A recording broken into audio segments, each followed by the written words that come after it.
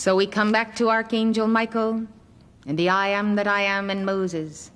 Either God is the God of very gods of your life and there is no other power that can move you, or you acknowledge lesser gods.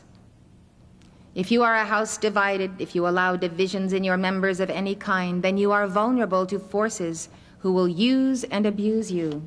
Yes, these fallen angels, they will flatter you, but they will chew you up and spit you out. You will be vulnerable to the end of this life and throughout all future lifetimes until you decide to stand, face, and conquer the adversary of your immortality. What do the fallen angels want to do? They want to make sure that you never become immortal, that you will never attain to that immortality and to the levels of perfection that you once had with your twin flame. So this is the mantra that is your key affirmation of the one God. I ask you to stand in honor of the presence of God who is with you and Archangel Michael who stands at your side in this very moment. Together. I am presence, thou art master, I am presence, clear the way. Let thy light and all thy power take possession here this hour. Charge with victory's mastery, blaze with lightning, blaze thy substance into this thy form descend. That perfection and its glory shall blaze forth and earth transcend. I am presence, thou art master, I am presence, clear the way. Let thy light and all thy power take possession here this hour.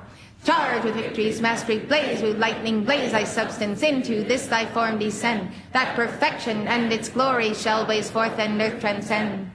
I am presence, thou art master, I am presence, clear the way. Let thy light and all thy power take possession here this hour. Charge with victory's mastery, blaze with lightning, blaze thy substance into this thy form descend. That perfection and its glory shall blaze forth and earth transcend. Thank you. Please be seated. Because you acknowledge the presence of God and his archangel, when you give this call, a cylinder of blue flame descends around you for your protection. You can visualize yourself with a tube of light around you, the violet flame in the center, and the extra added protection of Archangel Michael. Now let's say you're dealing with your teenage son or daughter who has a very serious problem with cocaine or heroin or other dysfunctional aspects to his psychology. You're dealing with legions of forces of darkness who are working against this child, and make no mistake about it. There is no problem of addiction without entities, demons, going after the person and reinforcing that addiction. That's why addictions are so hard to break. You're not just wrestling against the substance and the habit and the toxicity of it. You're wrestling against unseen forces. So you're going to have to get more determined. When it comes to dealing with possessing demons, you need to call upon the Lord to embolden you. This is no time for meekness. You are challenging devils because you are commanding the light to act and you are commanding the archangels and their legions to bind these forces. That is the reason why this is the time for boldness. If you're not familiar with this dynamic form of prayer, give it a try, especially if nothing else you've tried has worked. You just might save a loved one. Why did God give us a voice and the power of speech and a throat chakra if he didn't want us to deliver the power of his spoken word? Remember, when God created, he spoke, "Let there be light." He didn't meditate, he spoke, and you have to speak if you want to command the elements and forces. This is what I would do if I were working on a situation with teenagers in trouble. I would follow that invocation and that affirmation that we just gave with a repetition of it. To repeat a mantra is very important. To say our prayers again and again. The value of this is that the angels need the momentum of our energy and our call here below to do their job. They need our decree action. This is not the vain repetition of prayers. This is a very conscious determination to pray and continue to pray and pray without ceasing, as the Bible says, so that we can be that reinforcing presence side by side with a teenager who is having to wrestle literally with the very forces of hell. All religions of the world in all ages back to Atlantis and Lemuria have practiced the science of the spoken word, repeating mantras by the hour to draw down the light of God from the level of the I Am presence. God says, my thoughts are not your thoughts. What he is saying is, my vibrations are not your vibrations. Our vibrations are human. We live in a dense world. God lives in the exalted plane of light. So to pull that light down, we use his name, I Am, in decrees and prayers. And so that light gets anchored here below. Where?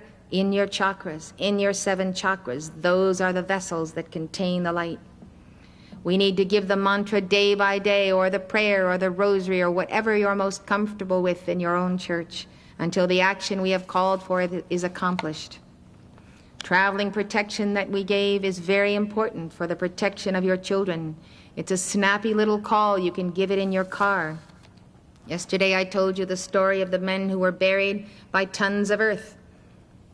And because the mother of one of them had always taught him about angels and always called for angels around him, both of them were saved miraculously. They were 2 hours under this ton of dirt.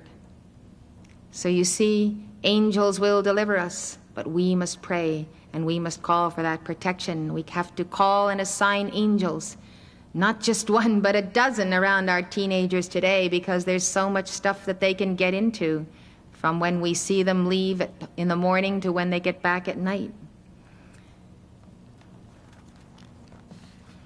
Archangel Gabriel has told us that when we give this decree, Lord Michael before, Lord Michael behind, that not only does Michael come, but all of the 7 archangels will reinforce their presence around you. I received a letter from a woman witnessing to the remarkable intercession of Archangel Michael in the life of her teenage daughter, Kelly. A few days after Kelly and her friends learned about Archangel Michael, they were in a terrible collision. This mother had had these teens over to her house and sat them down and talked to them about Archangel Michael and taught them how to call to him, to decree to him. This is the description of the collision. A fully loaded 18-wheel truck hit their car broadside, rolled up over the car and dragged the car under its wheels for 500 feet before stopping. Kelly was pinned in the crushed metal from the bottom of her feet to mid-chest. One wheel of the stalled truck was directly above her lower body, and she was not able to breathe. With all the strength Kelly had left in the silence of her heart, she called to Archangel Michael for help. Instantly, the truck lifted. She had time to twist the upper part of her little body free. Then the weight of the truck descended again. Kelly received a crushed pelvis. Her leg was snapped in half, and she had internal injuries. She was in extreme pain, but she could breathe, and she was alive. Through the grace of God, Archangel Michael heard her silent call and came as he had promised. Those who witnessed this event could not explain what happened. They only knew that a miracle had taken place and that a life had been spared. Through the grace of God, and after 3 surgeries, Kelly's body has been repaired. Kelly's mother concluded her letter. I witness to you, Archangel Michael is always at our side. He simply wants our call, and he may not intercede until he is asked.